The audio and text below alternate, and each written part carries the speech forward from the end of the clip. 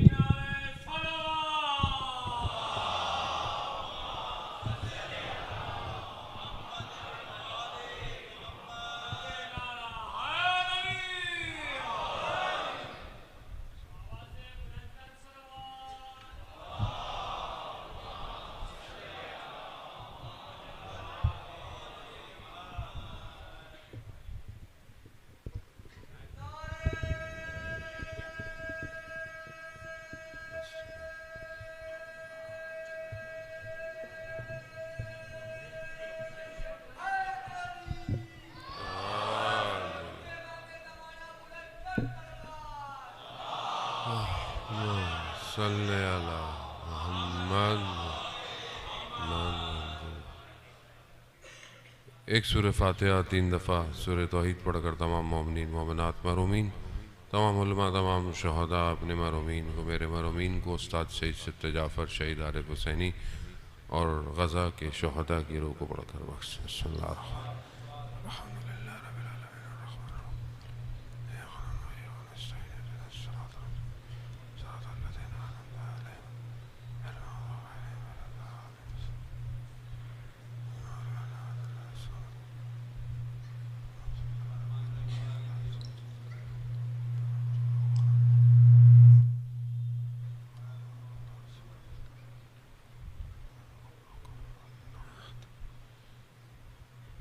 امام زمانہ کی سلامتی کے لیے ایک دفعہ صلوات بھیجتے ہیں.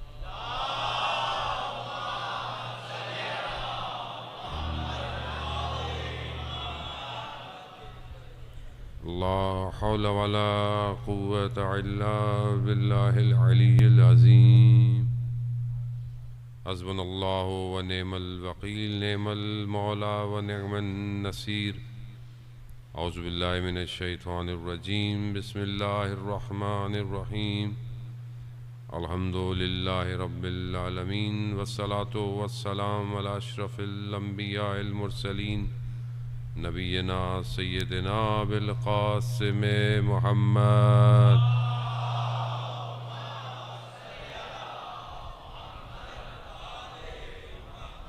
وعلی آلہ الطیبین الطاہرین المعصومین، لا سیما بقیت اللہ فی الارضین. روحی وارواحنا لتراب مقدم الفدا، ولعنت اللہ علی اعدائهم اجمعین. بسم اللہ الرحمن الرحیم. رب اشرح لی صدری ویسر لی امری واحلل عقدۃ من لسانی یفقہوا قولی. اما بعد فقط قال اللہ تبارک و تعالی فی کتاب الحکیم والقرآن المجید، وما خلقت الجن والانس الا لیعبدون. صلوات بھیج دیں محمد محمد. عزیزان محترم، ایام فاطمیہ سلام اللہ علیہ کی 3 روزہ مجالس اعزا سے 2 مجلسوں کی توفیق آپ مومنین کے درمیان میں ہے. آج پہلی مجلس ہے. اگر دیکھا جائے تو بہرحال پروردگار نے انسان کی ہدایت کے لیے انسان ہی کو بھیجا، مگر یقیناً وہ انسان کہ جو انسان ہی کی ہدایت کے لیے آئے، خدا نے ان کا انتخاب کیا، اور اس انتخاب کے اندر پھر ان کو ان فضائل اور ان خصوصیتوں سے نوازا کہ جسے دیکھ کر انسان ہدایت کی طرف متوجہ ہو سکتے تھے. کیونکہ اگر وہ فضیلتیں یا وہ خوبیاں کہ جو ایک انسان کو کمال پہ لے کے جا سکتی ہیں، اگر ان ہستیوں میں نہ ہوتیں تو لوگ ان سے ہدایت نہیں حاصل کرتے. اور یہی ایک سب سے بڑا فرق ہے مکتب جعفریہ میں، کہ وہ کسی ایسے شخص کو ہادی نہیں سمجھتے کہ جو خود کامل نہ ہو. کیونکہ اگر نقص پایا جائے گا تو نقص یا کمی اگر پائی جائے کسی کے اندر تو وہ شخص کمال کی طرف لے کے نہیں جا سکتا. اس کی وجہ سادی سی ہے، کیونکہ وہ خود شخص کسی نہ کسی لمحے میں کھائی میں گر سکتا ہے، اور جب وہ خود گر سکتا ہے، احتمال بھی ہو کہ وہ گر سکتا ہے، تو وہ دوسروں کو بھی گرائے گا. بہرحال لوگ تو اس کو فالو کریں گے. اسی لیے وہ جو ہدایت کے لیے خدا کی طرف لے کے جانے کے لیے ہے، اس کی صفات میں ایک صفت کہ جو اس کی ساری صفات کے اوپر حامی ہے، وہ معصوم ہونا ہے. یعنی معصوم عن الخطا. اب یہ کہ بہرحال عصمت کے بھی اپنے درجے ہیں. یعنی عصمت جو ہے وہ سب میں پائی جاتی ہے. عصمت جو ہے وہ مرحل جتنا انسان بچہ ہوتا ہے اور جتنا وہ بڑا ہوتا جاتا ہے اور رشد کرتا ہے، بدن بڑا ہونے سے عقل کی رشد کا کوئی تعلق نہیں ہے. عقل کا سالم ہونا الگ ہے. بدن بڑا ہو جاتا ہے، بعض اوقات آپ دیکھتے ہیں کہ ماشاءاللہ انسان جو ہے وہ قد کاٹ بڑا ہے، لیکن آپ کیا کہتے ہیں؟ عقل بچوں والی ہے اس کی. اس کا مطلب کہ اس کی عقل رشد نہیں کی. لیکن بعض اوقات بچہ اتنا ذہین ہوتا ہے اور آپ کہتے ہیں ماشاءاللہ دیکھو بڑوں والی باتیں کر رہا ہے. تو اب جتنا انسان کی معرفت میں اضافہ ہوتا ہے اتنی اس کی عصمت بڑھتی چلی جاتی ہے. مثال کے طور پر چھوٹے بچے کو اگر آپ بولیں کہ بیٹا یہ الیکٹرک سوئچ میں ہاتھ نہیں ڈالنا، لیکن اس کو نہیں پتا کہ یہ خطرناک ہے، وہ سمجھتا ہے کھیلنے کی چیز ہے کوئی، وہ ہاتھ لائے گا. لیکن آپ کیوں نہیں ڈال رہے ہاتھ؟ کیونکہ آپ کو معرفت ہے کہ میں ہاتھ لگاؤں گا تو کرنٹ لگ سکتا ہے. اسی طرح چھوٹا بچہ ہو گیلری میں کھڑا ہو سکتا ہے کود جائے نیچے، اس کو نہیں پتا کہ ڈسٹینس کتنا زیادہ ہے، نقصان ہوگا، لیکن آپ اور میں کھڑے ہوں ہم لوگ نہیں کودیں گے. اسی طرح یہ ظاہری معرفت ہے، لیکن جو کمال معرفت پر ہوتا ہے وہ کوئی بھی وہ کام انجام دینے کو، یعنی اس کے وجود ہی میں نہیں ہوتا کہ وہ ان کاموں کو انجام دے جو انسان کو خدا سے دور کر دیتے ہیں. اور یہ صفات بڑھتی چلی جاتی ہے. اولیاء خدا ایک مرتبے پر ہوتے ہیں، اور پھر عصمت کبریٰ جو خدا نے دی اولیاء انبیاء کو، ائمہ علیہ السلام کو. خواتین میں سے بہرحال جن خواتین کو قرآن بھی یاد کر رہا ہے، جن خواتین کو روایات بیان کرتی ہیں، ان میں سے جو سب سے بڑا درجہ عصمت کا ہے وہ حضرت فاطمہ سلام اللہ علیہا کا ہے. محمد. اب یہ مقام اتنا بلند ہے کہ شاید ہم، اور یقیناً ہم، وہ توصیف اور وہ وصف اور وہ آپ تعریف کہہ لیں بیان کرنے سے قاصر ہیں.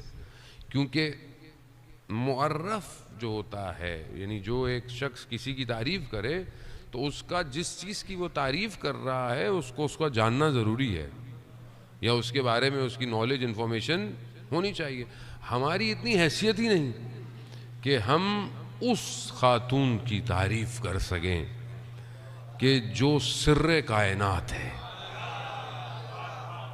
یعنی انسان کو خود مقام پہ جانا چاہیے کہ کسی مقام پر کہ کسی کو بتایا نہیں. ہم نہیں ہم تو وہی بیان کر سکتے ہیں کہ جو ہمیں ملا.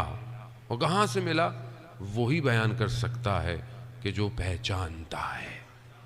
وہ جو القاب عطا کیے گئے خداوند متعال کی طرف سے، وہ جو روایات بیان کی گئیں رسول خدا حضرت محمد مصطفیٰ صلی اللہ علیہ وسلم،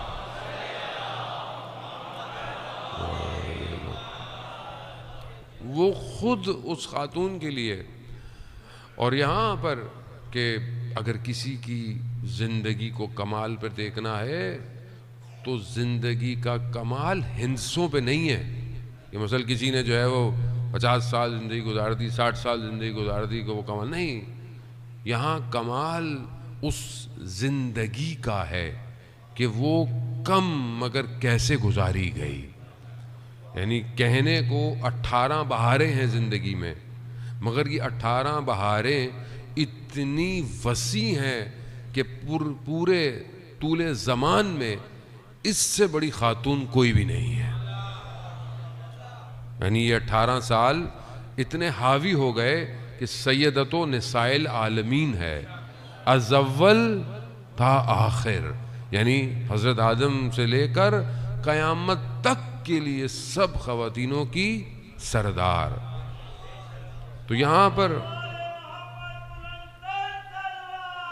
اللہم صلی علی محمد، یعنی کمال ہے اس زندگی کا، اس حیات طیبہ کا، کہ جو چند ظاہری سالوں پر مشتقل ہوتی ہے اور اس کے بعد اتنا نور ہے اس ذات میں کہ وہ پوری کائنات کو اپنے جو ہے وہ نور کے سائے کے تلے لے رہا ہے. کتنی بڑی بات جو بعض اوقات بہرحال اولیاء خدا کر جاتے ہیں کہ خود بی بی سلام اللہ علیہ کی جو چادر ہے اگر وہ ہل جائے تو کائنات کو رزق ملتا ہے. وہ ایک چادر اس کمال پر ہے کہ وہ ہم شاید، میں بتا تو رہا ہوں کہ ہم لفظوں میں صفت کو بیان کر ہی نہیں سکتے. لفظ نہیں ہے یہاں، صرف وہ لب پیمبر ہے کہ جو حامل کلام پروردگار ہے وہ توصیف کر رہے ہیں کہ فاطمہ بضعۃ منی، فاطمہ میرے جگر کا ٹکڑا ہے. جس نے فاطمہ کو ناراض کیا اس نے مجھے کیا، اور جس نے مجھے ناراحت کیا اس نے خدا کو غضبناک کیا، اور جس نے فاطمہ کو خوش کیا اس نے مجھے خوش کیا، اور جس نے مجھے راضی کیا اس نے خدا کو راضی کیا. یعنی کنیکشن اتنا مضبوط ہے کہ الہی معاملہ ہے. اور یہی وجہ ہے کہ بہرحال ہم اپنی حیات میں شاید ہم کم رجوع کرتے ہیں، یا جس طریقے سے ہمیں اس دروازے پہ جانا چاہیے ہم اس طریقے سے اس دروازے پہ نہیں جاتے. یعنی جو اس دروازے کو اللہ نے اختیار دیا ہے ہم خود، مطلب ہم ظاہر ہے ہمارے پاس اتنی انفارمیشن بھی نہیں ہے، نالج بھی نہیں ہے، معرفت بھی نہیں ہے، پھر بہرحال ہم دنیا میں ڈوبے ہوئے لوگ ہیں. میں خدا نخواستہ آپ کو نہیں کہہ رہا، اپنے آپ کو کہہ رہا ہوں، ہم دروازہ کھٹکھٹا بھی نہیں پاتے اس طریقے سے. جو یہ در ہے، درد جو جس کے اندر ولایت لبریز ہے، وہ کہ جس میں عبادت اس اوج پر ہے کہ خدا ملائکہ پر افتخار کرتا ہے کہ دیکھو کس طریقے سے میری کنیز میری عبادت میں کھڑی ہوئی ہے. یہ آسان نہیں ہے. مطلب ایک شخص نماز پڑھے، عبادت پڑھے، کیا ہو سکتا ہے؟ مطلب اس کا چہرہ نورانی ہو جائے گا، اس کی گفتگو ایسی ہو جائے، لیکن آدمی ایسی عبادت کرے کہ جسے مدینہ کے لوگ دیکھیں کہ ہر نماز کے اوقات میں ایک الگ نور ہے جو گھر سے نکل رہا ہے.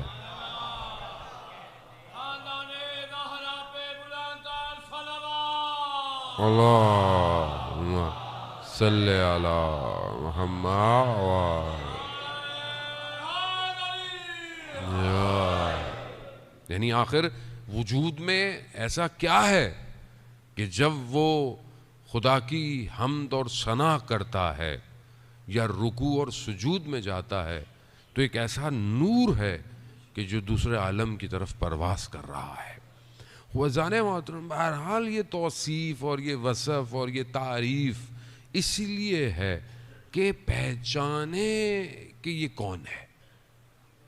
اور اس ظاہر ہے، لیکن کیا کریں، روایات معصومین کی ہیں، وما ادراک ما لیلۃ القدر، تم لیلۃ القدر کو درک نہیں کر سکتے. یعنی جب خود کہا جا رہا ہے کلام الہی میں کہ وما ادراک ما لیلۃ القدر، تم نہیں پہچان سکتے کہ لیلۃ القدر کیا ہے. لیلۃ القدر وہ رات ہے کہ جو ہزاروں مہینوں کی راتوں سے افضل ہے. عزیزان محترم، ہزاروں مہینوں کی راتیں اگر آپ اس کو کیلکولیٹ کریں، ویسے بھی سادہ سا، ہزاروں مہینوں کی راتوں بنتے ہیں 80-82 سال. ایک عام روٹین کی جو زندگی ہوتی ہے وہ 80-82 سال کی ہے. بہرحال آج کل تو شارٹ ہو گئی ہے، بہت زیادہ، انسان بہت جلدی جلدی جا رہا ہے دنیا سے، لیکن بہرحال ایک زندگی ہے جو بہرحال ایک اچھی آدمی زندگی گزارتا ہے، پوری زندگی ایک طرف اور یہ ایک رات کا جلوہ ایک طرف۔ اب اس کی جو مثال ہے، کیونکہ روایت ہے چھٹے امام سے، امام جعفر صادق علیہ السلام، اللہ صلی اللہ علیہ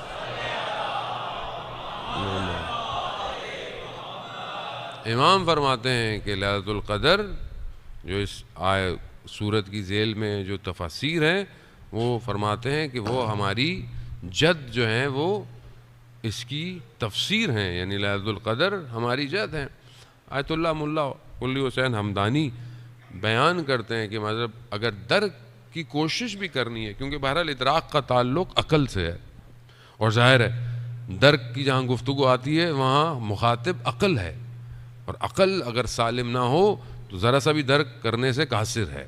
بہرحال سالم عقل کیا ہوتی ہے، کیسے ہوتی ہے، میں اس پہ روایات ایک مفصل ہے، وقت ملا تو آپ کی خدمت میں بیان کروں گا، لیکن یہ جو ادراک ہے وہ کہتے ہیں کہ اگر تم سمجھنا چاہتے ہو کہ یہ ادراک کیا ہے، تو انہوں نے بڑی خوبصورت مثال دی جو کہ ہم سنتے رہتے ہیں، لیکن انہوں نے اس کو بڑا خوبصورتی سے بیان کیا، اور وہ کہا کہ وہ کربلا میں آپ کو نظر آئے گی۔ اگر آپ چاہتے ہیں کہ یہ ایک رات ہزاروں مہینوں سے بھاری کیسے ہے، تو کہا حر کی وہ آخری رات دیکھ لو، حر کی وہ کہ جس نے خود روکا کاروان کو، جو سبب بنے کہ یہ جو ہیں وہ خیمے یہاں لگ جائیں، مگر آخری رات حر نے اس کو درک کیا اور دوسرے دن حر علیہ السلام ہو گئے۔ اب آپ وہاں دیکھیں کہ درک کہاں سے ہے کہ جب روکا تو امام نے کیا فرمایا، حر تیری ماں تیرے عزا میں بیٹھے، تیرے غم میں بیٹھے۔ حر نے جواب دیتے ہوئے کیا کہا، یہ ہے وہ قطرہ لیلۃ القدر کا کہ جسے توفیق ہو جائے۔ حر نے کیا کہا آپ کی ماں کا وہ مقام ہے کہ اگر کوئی اور ہوتا تو میں جواب دیتا، لیکن آپ کی والدہ کا وہ مقام ہے کہ میں کچھ کہہ نہیں سکتا۔ یہی ایک احترام کا قطرہ حر کے وجود کو وہ پرواز کروا گیا جان محترم، مطلب آپ سمجھنے کو، وہ خود خاتون کا مقام میں نے کہا کہ ہم توصیف نہیں کر سکتے، لیکن آئیے کہ جہاں اس قطرہ نور نے اپنا جلوہ دکھایا، حر کو ہم آج تک سمجھ نہیں پائے۔ آج اتنے 100 سال گزرنے کے باوجود حر ابھی بھی پرواز کر رہا ہے۔ آج لوگ حضرت حر کے روزے سے توسل کرتے ہیں۔ حوضہ علمیہ قم، آیت اللہ عراقی بیان کرتے ہیں کہ میں جب کربلا سے آ رہا تھا تو میں نے حضرت حر کے روزے سے متصل ہوا تو حوضہ علمیہ قم بنا، یعنی وہ۔ اور آپ دیکھیں کہ دوسرے دن پھر سید الشہداء نے حضرت حر کے ساتھ کیا کیا کہ جب وہ شہید ہو رہے ہیں، گر رہے ہیں، تو پھر ان کی بدن پر جا کر کیا کہا، حر تمہاری ماں نے تمہارا نام کتنا اچھا رکھا تھا، حر یعنی تم آزاد ہو۔ اور پھر اس کے بعد وہ رومال نکالا، یعنی قیامت کا انتظار نہیں کیا کہ جزا ملے گی، یہیں جزا دے دی۔ وہ رومال کس کا تھا؟ کہا یہ میری ماں کا رومال ہے۔ کیا چیز تھی؟ ذرا سا درک کیا۔ عزیزان محترم، ہم اپنی زندگی میں کتنا ادراک رکھتے ہیں؟ اللہ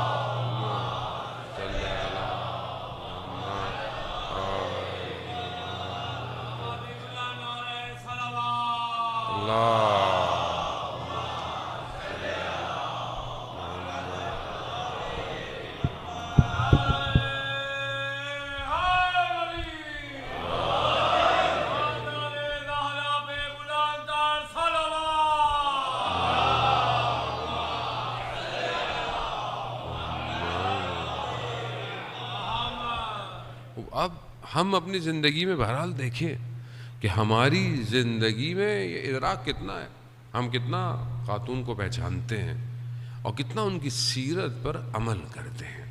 اصل تو یہی ہے کہ انسان جو ہے وہ اس زندگی کی جو بتائی گئی ہے اس کو اپنی زندگی میں شامل کرے تب کمال ہے. اگر تو شامل نہیں ہو رہا اور صرف گفتگو ہے تو ظاہر ہے بہرحال ذکر تو ذکر ہی ہے, ذکر بھی فائدہ مند ہے, نقصان تو کوئی بھی نہیں دیتا, لیکن اصل کمال یہ ہے کہ انسان اطاعت پہ جائے. اور اطاعت کہاں ہو سکتی ہے؟ تو بہرحال زندگی میں نے بتایا کہ کم زندگی ہے لیکن اتنی وسعت رکھتی ہے کہ اگر آپ زندگی کے ہر زاویے پہ نگاہ ڈالیں تو آپ کو وہاں کامل زندگی نظر آتی ہے. اجتماعی پہلو دیکھیں آپ تو اجتماعی پہلو کیسا ہونا چاہیے, انفرادیت کیسے ہونی چاہیے, بیٹی کیسے ہونی چاہیے, زوجہ کیسے ہونی چاہیے, ماں کیسے ہونی چاہیے, اور جب وقت آئے تو پھر ولایت کا دفاع کیسا ہونا چاہیے. یعنی کوئی محاذ خالی نہیں ہے. یہ نہیں ہے کہ اسلام نے صرف چار دیواری کے اندر خاتون کو نہیں رکھا ہوا کہ بولیں گے جس چار دیواری کے اندر ہے تو بس وہ خاتون, نہ مطلب آپ کے سامنے ہے کہ جنگ احد کے اندر بیوی کا جو کردار ہے, بعض روایات کہتی ہیں کہ کچھ خواتین کے ساتھ مجروحین جو زخمی ہو جاتے تھے ان کی پرستاری کے لیے, خدمت کے لیے بیوی پہلے سے موجود تھی. اپنے بابا جب گر گئے ان کے خون کا صاف کرنا, ان کی تلوار سے خون کا صاف کرنا, اور بہت سارے محاذ کے اندر. یعنی خود جب چھوٹی عمر بھی ہے اور مکہ کے اندر بھی ہیں اور رسول خدا کی ساتھ ان کے ساتھ ان کے اوپر کچرا کبھی پھینکا جاتا ہے, کبھی کیا پھینکا جاتا ہے, تو کم سنی کے اندر بھی جا کر اپنے بابا کی نبوت کا دفاع کر رہی ہے. شیب ابی طالب کے اندر اس سختیوں کے اندر, اس تحریم کے اندر جو ہے وہ اپنی زندگی اپنی ماں کے ساتھ گزار رہی ہے. ہجرت کے وقت اپنے بابا کی گفتگو اور اپنے بابا کے پیغام پر لبیک کہتی ہوئی مکہ کو چھوڑتی ہوئی مدینہ کی طرف جا رہی ہیں. اور وہ بہرحال جو سختیاں انہوں نے اپنی زندگی میں دیکھیں, اب یہ زندگی میں بتا رہا ہوں کہ یہ زندگی تھوڑی ہے لیکن یہ اتنی اپنے اندر وسعت رکھتی ہے کہ اگر کوئی چاہے تو وہ اپنی پوری زندگی کو جو ہے وہ اس زندگی سے, اور یہ ہمارا جملہ نہیں ہے عزیزان محترم. اگر آپ خود تصور کریں کہ کائنات ایک ایسے منجی کا انتظار کر رہی ہے جو انسان کامل ہے, جو ظلم کو ختم کرے گا, مظلوموں کا ساتھ دے گا, کائنات کو عدالت سے بھر دے گا. آپ کے سامنے فلسطین کے غزہ کے حالات آپ کے سامنے ہیں. ظاہر ہے انسانیت پر ظلم ہو رہا ہے, اور بہرحال جس طریقے سے بہرحال دنیا بیدار ہو رہی ہے اور ہر کوئی بہرحال جس کی ذمہ داری ہے اس کو اپنا کردار ادا کرنا ضروری ہے, لیکن ظاہر ہے یہ ظلم تب تک ختم نہیں ہوگا کہ جب تک وہ اصل نجات دینے والا نہیں آئے گا, اور وہ تب تک نہیں آئے گا جب تک ہم اپنی ذمہ داری کو ادا نہیں کریں گے. تو عزیزان محترم, وہ ایک شخص کے جس کی کائنات انتظار کر رہی ہے وہ خود بیان کیا کرتے ہیں, یعنی اس ایک ہستی کے لیے کہ جو کائنات کا آپ سمجھ لیں کہ حجت اگر ہٹ جائے تو قیامت آ جائے. ہوائیں اس کے وجود سے ہیں, خوشبوئیں اسی کے وجود سے ہیں, بارش اسی کے وجود سے ہے, نیکیاں اسی کے وجود سے ہیں. وہ ہستی کیا فرماتی ہے کہ میرے لیے رسول خدا کی بیٹی جو ہے وہ اسوہ حسنہ ہے. اللہم صلی علی محمد و آل محمد. میرے لیے رسول کی بیٹی ایک بہترین نمونہ عمل ہے. یعنی جب امام یہ فرما رہے ہوں تو ہماری کیا حیثیت ہے, ہمارے لیے تو ویسی وہ زندگی. تو آئیے بہرحال وقت ہے, کل بھی انشاءاللہ آپ کی خدمت میں حاضر ہیں. اس زندگی کے کچھ حصوں کے اوپر ہلکی سی روشنی ڈال کر دیکھیں کہ کہاں کہاں ہم جو ہے وہ اپنی زندگی کو متصل کر سکتے ہیں. ایک بیٹی ہوتے ہوئے اگر ہم دیکھیں کہ یہ بیٹی کیسی بیٹی ہے, وجود کتنا مبارک ہے کہ خود رسول خدا ام ابیہا کہہ رہے ہیں, فداہا ابوہا کہہ رہے ہیں کہ باپ آپ پر فدا ہو. یعنی کمال علم, اس حالت کے اندر علم, بردباری اور وہ شخصیت کے اندر وقار و متانت پائی جاتی ہے. کیا آج ہم اپنی بیٹیوں کو یہ تعلیم دے رہے ہیں کہ نہیں دے رہے ہیں؟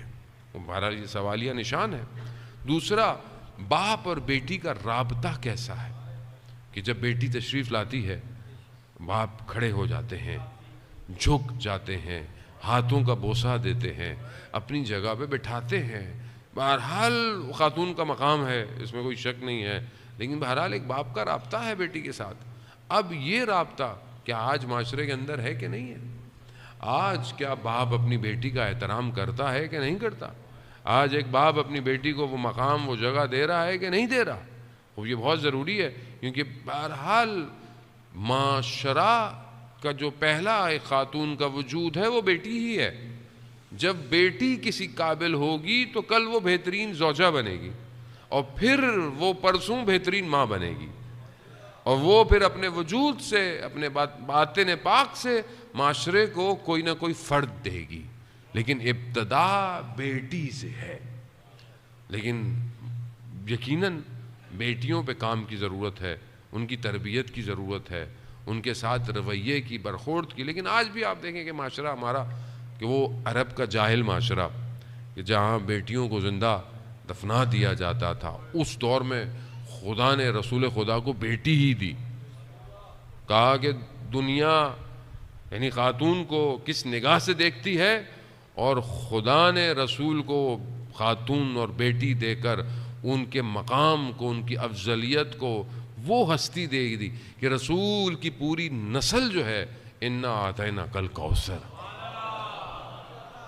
یعنی خود خدا نے اس وجود مبارک سے آج آپ کے سامنے پوری دنیا جو ہے وہ جتنی بھی بہرحال سعادات ہے، سب کا وجود جو ہے وہ اسی کوثر کے صدقے میں ہے۔ عزیزان محترم، اب یہ اس زمانے کے اندر یہ کر دینا، اور آج بہرحال آج آپ کے سامنے، لیکن آج بھی افسوس یہی ہے کہ آج بھی ہم مسلمان ہوتے ہوئے یہ سب کچھ سنتے ہوئے بھی آج بھی دیکھیں، آج بھی کئی جگہ ہمیں سننے کو ملتا ہے، اور انسان سنتا بھی ہے کہ کسی کی بیٹیاں اگر ہو گئیں تو اس خاندان کو یا اس زوجہ کو، کہ جو بہرحال جس کی بیٹیاں ہیں، لوگ اچھے طریقے سے نگاہ سے نہیں دیکھتے۔ آپ دیکھیں کہ بہرحال لوگوں کو بیٹا بیٹا بیٹا بیٹا چاہیے، بیٹا نکما ہوگا تو کیا کرے گا؟ خدا بہتر جانتا ہے کہ بیٹا دینا ہے یا بیٹی دینی ہے۔ یا تو آپ بتائیں کہ انسان کے اپنے اختیار میں ہو، اپنے اختیار میں ہے کیا؟ صورت کیسے بنے گی، ہڈیاں کیسے بنیں گی، یہ کس کے اختیار میں ہے؟ خدا کے اختیار میں ہے۔ اس کے باوجود جب کہ اسلام خاتون کے مقام کو اتنا بلند کر رہا ہے، اس کے باوجود بھی مسلمان آج تک اسی میں ہے، اسی چیزوں میں گھرا ہوا ہے کہ دیکھو بیٹیاں ہی بیٹیاں ہیں، اور والدین بھی بیچارے مجبور ہیں، معاشرے کا پریشر، سسرال کا پریشر، اور پتہ نہیں کس کس کے پریشر کے اندر وہ بیچارے جو ہے وہ اسی چیز کے اندر۔ اب یہ کیوں ہے؟ کیونکہ معرفت کی کمی کی وجہ سے انسان، جبکہ روایات ہیں جس کی 3 بیٹیاں ہوں اور وہ صحیح تربیت کرے، جنت اس کے اوپر واجب ہو جاتی ہے۔ اگر 3 بیٹیاں جس کی ہوں اور وہ اس کی صحیح تربیت کرے، تو بہرحال انسان اس نگاہ سے دیکھے کہ بھائی اگر خدا نہ خواستہ بیٹی کا ہونا عیب ہے، یا خدا نہ خواستہ بیٹی کا ہونا کمی ہے، تو بھائی تو پھر آپ اپنے رسول کے گھر کو کیسے دیکھ رہے ہیں پھر آپ؟ لیکن ہم وہی مسلمان ہیں، کل کو جب ہمارے ساتھ بھی ہوگا ہم بھی وہی کریں گے۔ ہمارا مسئلہ دنیا آخرت تھوڑی ہے، ہمارے لیے رول ماڈل یہ گھر صرف وہ کہتے ہیں نا کہ شادی میں حدیث کے ساتھ سے ابتدا ہے، اور وہ ایک منقبت ضرور پڑھنی ہے ہمارے شادیوں میں۔ وہ کون سی ہے؟ علی کے ساتھ ہے زہرا کی شادی، لیکن بس یہیں تک ہے۔ اس کے بعد یہ سیرت زندگی میں کہاں ہے؟ وہاں شادی کیسے ہو رہی ہے، وہاں مقام اور منزلت کیسے ہے۔ آج آپ دیکھیں دنیا ابھی بھی تانے دیتی ہے، اگر کوئی خاتون کم لے کر آئے، یا غریب گھرانے سے ہو، یا اس کے بعد اتنا افورڈ نہ ہو، یا لڑکے کے پاس کم ہو، تو ہماری گفتگویں، ہمارے معیارات کیسے ہیں۔ اور آپ ادھر دیکھیں کہ قریش کی خواتین نے بی بی کو تانے تک دیے کہ آپ نے علی سے شادی کیوں کی، مطلب اس کے پاس ہے کیا؟ مولا کائنات کے پاس آپ جانتے ہیں کہ کیا تھا؟ ایک ذرا بیچ کر جو چند چیزیں خریدی اور اسی سے جو ہے وہ شادی کی۔ کہا کہ کچی دیواروں کا گھر ہے، اور آپ نے علی سے شادی کی، جبکہ کتنے سارے آپ کے لیے جو ہے وہ لوگ تھے۔ تو جب رسول خدا آئے تو بی بی نے جب ان کو بتایا تو کہا بابا مگر میں نے علی سے بہترین شوہر کسی کو پایا نہیں۔ اللہم صلی محمد.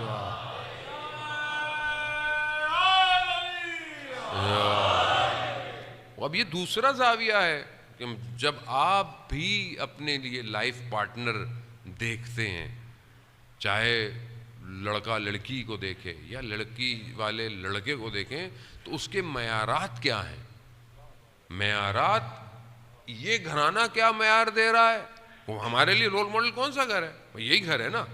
اب اگر چاہتے ہیں کہ آپ کا گھرانہ فاطمی ہو تو فاطمی گھرانے کے معیارات ہیں. اب معیارات یہ ہیں کہ وہاں پر ظاہری دولت نہیں دیکھی جا رہی، وہاں پر شخصیت دیکھی جا رہی ہے، وہاں پر اس شخص کے اندر کی خصوصیات دیکھی جا رہی ہیں. اب آپ مثال کے طور پر، مجھے تو خیر نہیں ہے تجربہ، ہمیں تو خود ازدواج کی بھی زمانہ ہو گیا، لیکن ابھی کہیں جاتے بھی نہیں ہیں. بہرحال ابھی بچے تو آہستہ آہستہ بڑے ہو رہے ہیں، لیکن یہ ہے کہ بہرحال مثلا آپ جائیں تو بہت کم لوگ ہیں جو ہم سے رجوع کرتے ہیں کہ مثلا آپ کسی کو جانتے ہیں مولانا صاحب، تو یہ چند سوالات ہیں فلانے شخص کے بارے میں، ہم سے جواب جاتا ہے، ہم بھی کہتے ہیں ہاں ماشاءاللہ ظاہری طور پر دیندار ہے، برائی کوئی نہیں کرتا، کوئی گناہ ظاہری نہیں کرتا، اور کسی برائی میں مبتلا نہیں ہے، اور بہرحال واجبات کا واجب. یہ ایک بہرحال ایک معیار ہے. لیکن کیا جب ہم کسی کو ڈھونڈتے ہیں تو کیا یہ معیار ڈھونڈتے ہیں کہ نہیں ڈھونڈتے؟ پہلی نگاہ ہماری مادی ہے. میں یہ نہیں کہہ رہا کہ مثلا آپ جو ہے وہ بولیں کہ نہیں کچھ نہیں ہونا چاہیے، نہیں ہونا چاہیے بہرحال جو ظاہری چیزیں ہیں، لیکن کیا گارنٹی ہے کہ جو مادی چیز کو دیکھ کر آج اپنی آپ بیٹی دے رہے ہیں، کل صبح اٹھے تو وہ مادیت اس کے پاس ہو گے نہ ہو؟ وہ گارنٹی تو نہیں ہے. کچھ بھی ہو سکتا ہے، کوئی بھی حادثہ ہو سکتا ہے، کوئی بھی واقعہ ہو سکتا ہے، اینی تھنگ پاسبل. اور لوگ تو بہرحال، میں تو ظاہر ہم کنسلٹنسی کرتے ہیں لوگوں کی شادی کے بعد کے مسائل، لوگ جھوٹ بہت بولتے ہیں. بہت سارے ایسے واقعات ہیں جہاں لوگ جھوٹ بہت زیادہ بولتے ہیں کہ بھئی ایسا ہے، ویسا ہے، فلانا ہے، اور بہرحال شریف لوگ بہرحال جب اپنی بیٹیوں کی شادیاں کرتے ہیں تو سامنے جو داستان جو ہے وہ کچھ اور ہوتی ہے. اسی لیے سب سے پہلی چیز کردار ہے. کردار، اگر وہ پیرامیٹر کہ جو اس شادی کے اندر ہے اگر وہ لیے جائیں تو کیا کون سا پیرامیٹر ہے کہ بہرحال جو خدا نے دیا ہے اس پر اکتفا کرے. کیونکہ سب سے بڑی غنا یعنی انسان کا غنی ہونا، روایات کہتی ہیں قناعت ہے. اگر انسان قناعت کرتا ہو تو اس سے بڑا غنی کوئی نہیں ہے. دوسری چیز کہ جب شادی ہو گئی تو جب رسول خدا جاتے ہیں تو مولا کائنات سے پوچھتے ہیں کہ آپ نے فاطمہ کو کیسا پایا؟ تو اب مولا کائنات کیا فرماتے ہیں کہ میں نے خدا کی عبادت میں فاطمہ کو مددگار پایا. اب یہ کتنا بہترین معیار ہے. اب کوئی ڈھونڈتا ہے آج کل کے دور میں ایسا کہ مجھے کوئی ایسی خاتون ملے کہ جو مجھے عبادت میں مددگار ہو؟ اللہ نہیں ہے جانو. ہم لوگ کتنا دور ہیں، کتنا گھر سے دور ہے کہ ہم یہ پوچھتے ہی نہیں ہیں کہ بھائی عبادت کیسی ہے، نماز کیسی ہے، عقائد کیسے ہیں، معرفت کیسی ہے. اب یہی چیزیں ہیں نا. جب یہی کمزور ہوتی ہیں تو جب آپ شادیاں کرتے ہیں تو آپ دیکھیں کتنی جلدی ناچاکیاں ہیں، کتنی جلدی طلاقیں ہیں، کتنی جگہ. کیوں؟ کیونکہ اصل دین نہیں ہے، اصل قیامت نہیں ہے، خوف خدا نہیں ہے. جب خوف خدا نہیں ہے تو ذرا ذرا سی بات پہ انسان اکھڑ بھی جاتا ہے، ذرا ذرا سی بات پر فساد بھی ہوتا ہے. خوف خدا نہیں. جب خوف خدا ہو تو انسان پرواز چڑھتا. علامہ طباطبائی رضوان اللہ تعالی علیہ آپ جانتے ہیں مفسر قرآن ہے. میزان کتنی بڑی جو ہے وہ تفسیر ہے. اتنی ان کی زندگی گزری اور کس سن پر جا کر ان کی زوجہ کا انتقال ہو گیا. اچھی خاصی ان کی عمر تھی، دھاڑے مار کر رو رہے. تو کسی نے کہا علامہ آپ اتنی بڑی شخصیت ہیں، آیت اللہ ہیں، آپ اپنی زوجہ کے لیے رو رہے ہیں؟ تو وہ کیا فرماتے ہیں؟ کہا یہ جو میں نے تفسیر لکھی ہے، میں جب راتوں کو 3 بجے لکھ رہا ہوتا تھا تو یہ خاتون چائے کا کپ لے کر کھڑی ہوتی تھی. یعنی عبادت میں مددگار ہے. کتنا امپورٹنٹ ہے. پہلی چیز جو عبادت میں مددگار ہے، جانے محترم کیونکہ میں بھی اسی پلانٹ کا آدمی ہوں، اس پلانٹ میں جو سب سے چیز ڈسٹرب کرتی ہے نا عبادت کو، وہ سکون ہے. اگر آپ کے زندگی میں سکون نہیں ہے نا تو انسان کوئی عبادت نہیں کر سکتا. سکون ہی نہیں ہے، میں سجدے میں کیسے جاؤں، میں عبادت. جس کو سکون ہوگا وہی تو سحر میں اٹھ کر وضو کر کر تہجد کے سجدے کرے گا. جس کی زندگی میں سکون نہیں ہے وہ تو بیچارہ گھر بھی نہیں آتا کہ جب سب سو جائیں تو گھر آؤں گا، اور جب سو ہی رہو تبھی نکل جاؤ. اب یہ معاشرہ ایسی ہو گیا. یعنی وہاں پر وہ تعلیمات ٹرانسفر نہیں ہوئی کہ جہاں گھر بنایا جائے. مکان بنائے جا رہے ہیں ہمارے ہاں. پلاٹ لے لو، بلڈنگ بنا لو، فلیٹ کھڑا کر لو، یہاں یہ لے لو. یہ مکان ہے، گھر نہیں ہے. گھر کا تعلق افراد سے ہوتا ہے. مکان بنتا ہے در و دیوار سے، لیکن گھر نہیں ہوتا. گھر تو چھوٹا سا ہو. یہی تو کمال تھا امام خمینی کا جملہ ہے کہ کوچہ بنی ہاشم کا مدینے کا یہ کچی دیواروں کا گھر تھا، مگر اس نے کائنات کو کتنی بڑی شخصیتیں دی. گھر بنائے. گھر اسی سے بنتا ہے کہ جب بہرحال انسان آئے زندگی میں، شرم و حیا، بردباری. مولا کائنات گھر تشریف لاتے ہیں اور کہتے ہیں بہرحال کسی کے لیے تقاضا، تو بی بی کیا کہتی ہیں کہ چند دن سے گھر میں فاقہ ہے. تو مولا کہتے ہیں کہ آپ نے مجھے بتایا کیوں نہیں؟ کہا جو چیز آپ کے بس میں یا آپ فی الحال انجام نہیں دے سکتے تھے تو مجھے شرم آتی تھی. یعنی اذان محترم، اللہ اکبر، کہ میں آپ سے اس کا تقاضا کروں کہ مجھے بتائے کہ آپ مطلب آپ یہ داستانیں نہیں ہیں. وہ علی کہ جو خیبر کو 2 انگلیوں سے اکھاڑ سکتا ہے، زندگی ایسے ہی تھی. یعنی کنیز نہیں تھی رسول خدا کے پاس کہ اپنی بیٹی کو ایک کنیز دے دیتے. سلمان فارسی گزر رہے ہیں، دیکھا بی بی چکی پیس رہی ہیں، ایک ہاتھ میں چکی ایک ہاتھ میں حسین ہے. کہا کہ میں نے دیکھا تو میں نے کہا بی بی ایک کام مجھے دے دیں، یا چکی مجھے دے دیں یا بچہ مجھے دے دیں. پھر رسول خدا کی خدمت میں گئے سلمان فارسی. کہا یا رسول اللہ، میں نے خراسان، یعنی ظاہر ہے وہ اس زمانے میں ایران سے آئے تھے وہ، کہا میں نے بادشاہوں کی بیٹیوں کے جلال دیکھے ہیں، ان کے لباس دیکھے ہیں. سید الانبیاء ہیں آپ، اور آپ کی بیٹی چکیاں بیچ رہی ہے. تو رسول خدا کیا فرماتے ہیں؟ فاطمہ نے آخرت کو دنیا پر انتخاب کیا ہے. جانے خوب یہ تعلیمات ہے. ہماری زندگی میں آخرت ہے یا نہیں ہے؟ کیا ہم آخرت کو مقدم رکھتے ہیں کہ نہیں رکھتے؟ اب یہ ساری چیزیں بیسکس ہیں. جب یہ نہیں ہے تو ظاہر ہے حجاب نہیں ہے، محرم نامحرم کا نہیں ہے، خوف خدا نہیں ہے، حلال حرام ہے رزق میں نہیں ہے، تربیت نہیں ہے، بیہیویئر ایٹیٹیوڈ رشتہ داروں کے ساتھ ٹھیک نہیں ہے. یہ سب کیوں نہیں ہے؟ کیونکہ آخرت محور نہیں ہے، دنیا محور ہے. دنیا کیا کہے گی، دنیا کیا بولے گی؟ فلانے نے ہمارے ساتھ یہ کیا، ہم کیوں ان کے ساتھ اچھا کریں؟ فلانے نے ایسا کیا. آپ دیکھیں جتنے مسائل ہیں کس کی وجہ سے؟ یہ جو رشتوں کے اندر مسائل ہیں یہ صرف دنیا کی وجہ سے. جس کو یہ پتا ہو کہ اس نے اس دنیا میں رہنا نہیں ہے، مر جانا ہے، اس کا رویہ کیسا ہوگا؟ آئیں بیوی کی رات کی عبادت میں دیکھیں کہ خود امام حسن مجتبیٰ علیہ الصلوۃ والسلام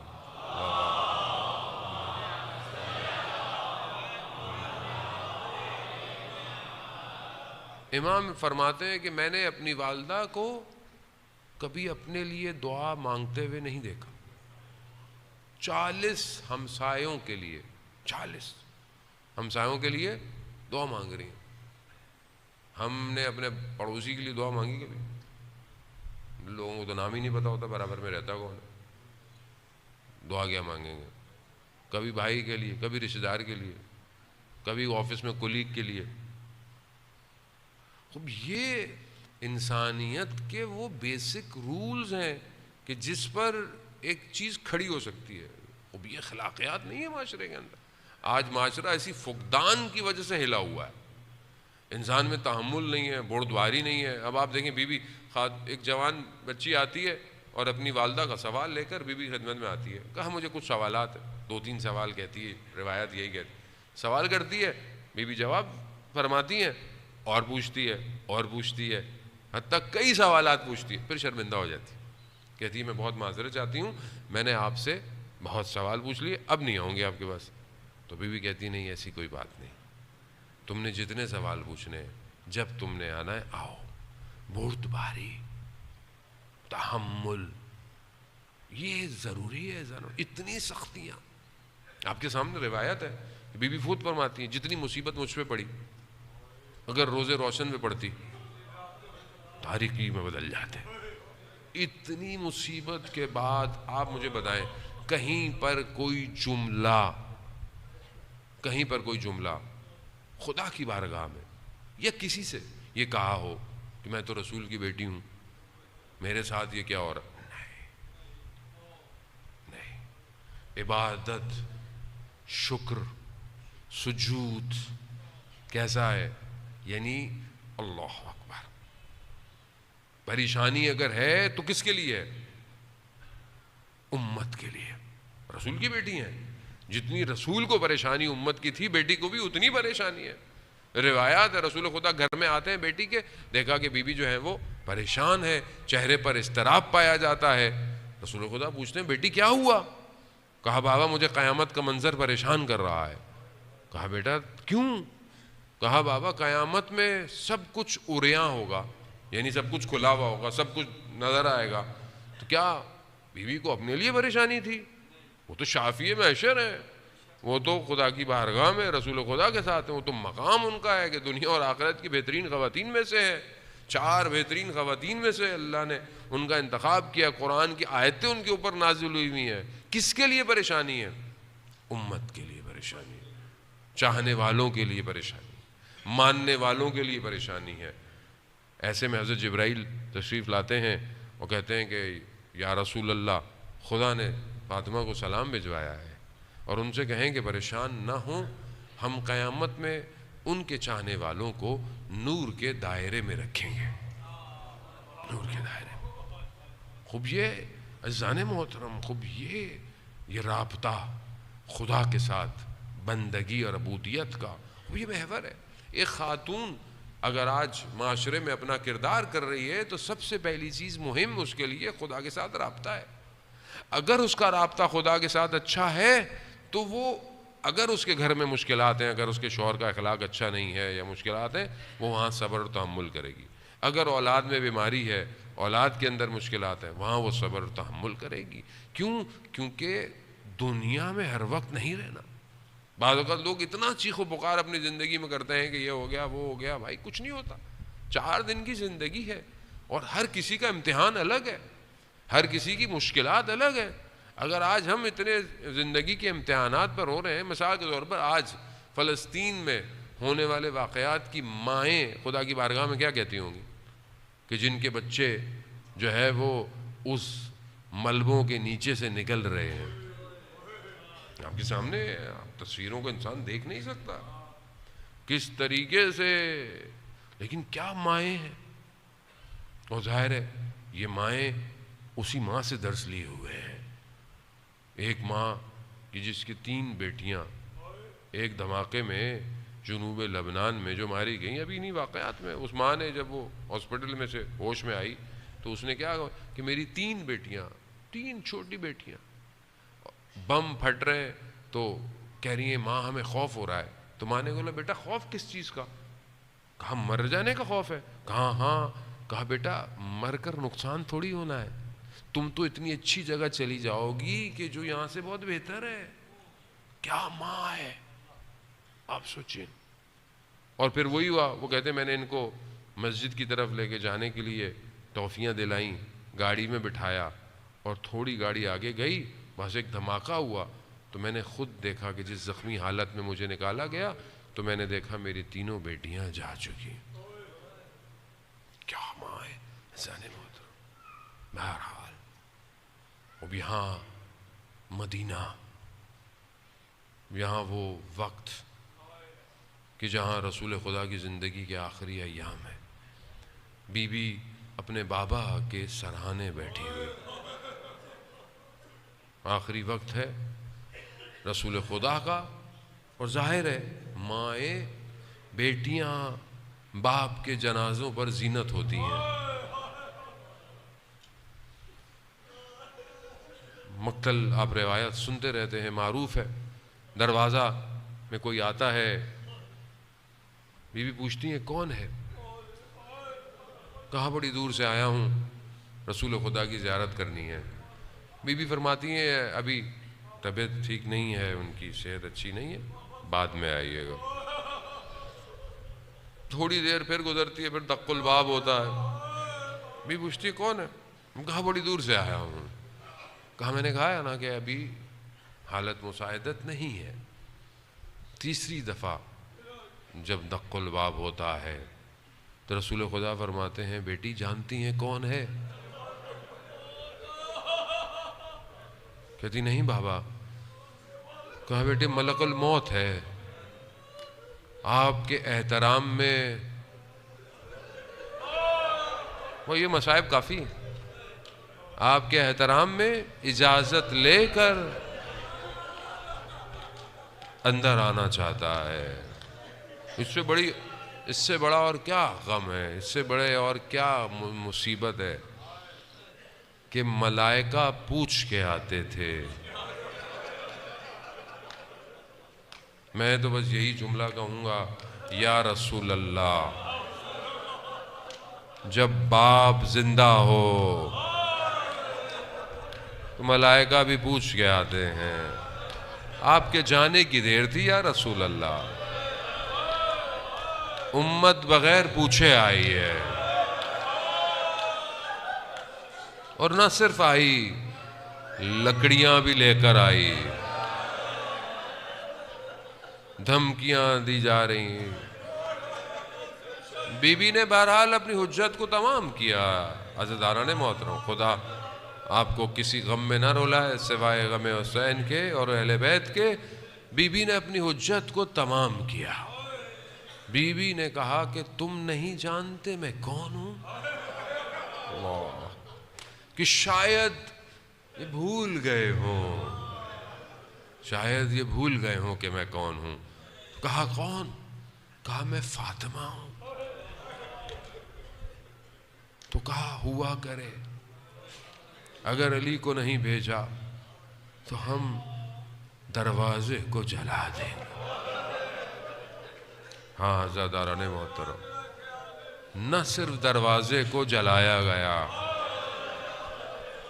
دروازے کو دھکا دیا گیا، اور وہ رسول کی اکلوتی بیٹی در و دیوار کے درمیان میں آ گئی۔ بس اسی حالت میں زبان حال بھی ہے، بہرحال مقتل کے جملے ہیں کہ بی بی نے کہا یا اباتا یا رسول اللہ، مگر میں یہی کہوں گا کہ یا رسول اللہ، آپ نے امت سے اجر مانگا تھا، یہ امت نے اجر دیا آپ کی رسالت کا۔ بس عزیزان محترم، امام کو لے کر چلے گئے، اور حضرت محسن اسی اثنا میں شہید ہو گئے۔ بے ہوشی کی حالت ہے۔ میں بڑے احترام سے مصائب پڑھ رہا ہوں کیونکہ بہرحال جملے بڑے سخت ہیں مصائب کے۔ جب بی بی کی نے ہوش دوبارہ آئی تو جناب فضہ سے پوچھا کہ ابو الحسن کہاں ہے؟ کہا کہ بی بی لے کے چلے گئے ہیں۔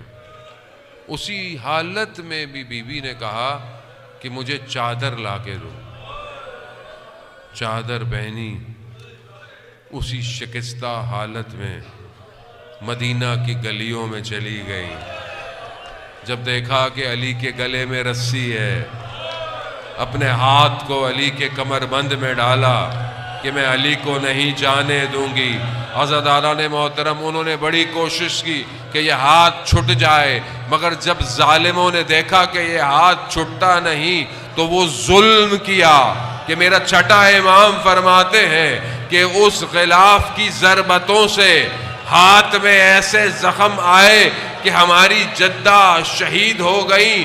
عزاداران محترم امام کو لے کر چلے گئے، مسجد نبوی میں پہنچے، جب تلوار کو علی کی گردن پر رکھا، بی بی باہر پہنچ گئی۔ بی بی نے کہا کہ میں بالوں کو کھولوں گی، میں خدا کی بارگاہ میں بد دعا کروں گی، یہ کہنا تھا۔ مسجد نبوی کی دیواریں بلند ہونا شروع ہوئیں۔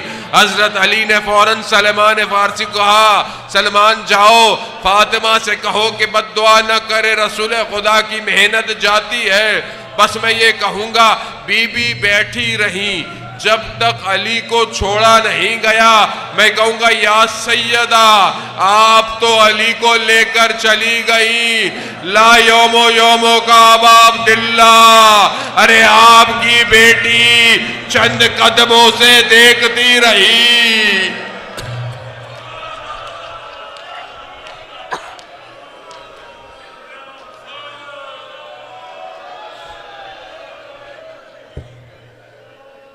لعنت اللہ علی القوم الظالمین وسیعلم الذین ظلموا ای منقلب ینقلبون۔ پروردگار تجھے واسطہ محمد و آل محمد کا امام زمانہ کے ظہور میں تعجیل عطا فرما، ہمیں ان کے ناصروں ان کے مددگاروں میں شمار فرما، حاضرین محفل مجلس ان کی توفیقات میں اضافہ فرما، بے اولادوں کو اولاد صالح عطا فرما۔